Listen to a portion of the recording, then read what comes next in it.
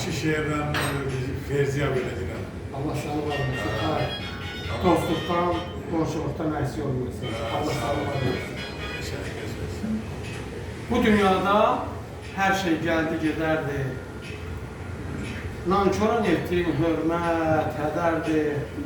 Ömür yolumuzun sonu kədərdir. Çalış, unutma sən, inanı qardaş. Dəniz tək sərin ol, sən dostluğunda. Su kimi sərin ol, sən dostluğunda. Dostuna əmin ol, sən dostluğunda. Çalış, unutma sən, imanı qardaş. Günəliyəm, ürək dostu bir olar. Yolun düşsə, dost qapısı bir olar. İlk məhəbbət, dost arası sır olar. Çalış, unutma sən, gümanı qardaş. Çalış, unutma sən, simanı qardaş. Allah səni var eləsin. Gözəl günlərdə görüşək.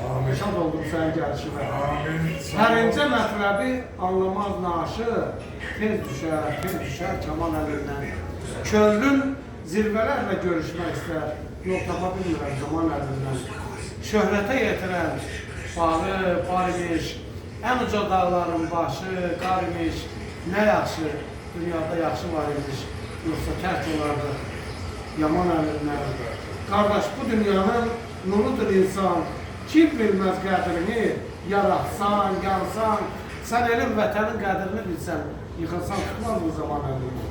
Allah səni var eləsin. Çox gözəl, sağ ol. Gözəl. Sağ ol. Bu da bir Qazaxlı şair Məmməd İlqarın gözəl bir şeiri yazmışdır.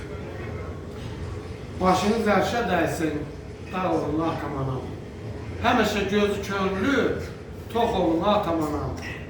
Yellə ulusun olun, bir canda yüzcan olun, göydə ulduzcan olun, çox olun atamanam. Duman dağlıqla olar, sevgi saflıqla olar, hər şey sağlıqla olar, sağ olun atamanam. Məmməd İlqara uzun ömür, can sağlığı arzu edirəm. Allah səni var eləsin. Sağ ol, sağ ol, sağ ol. Allah can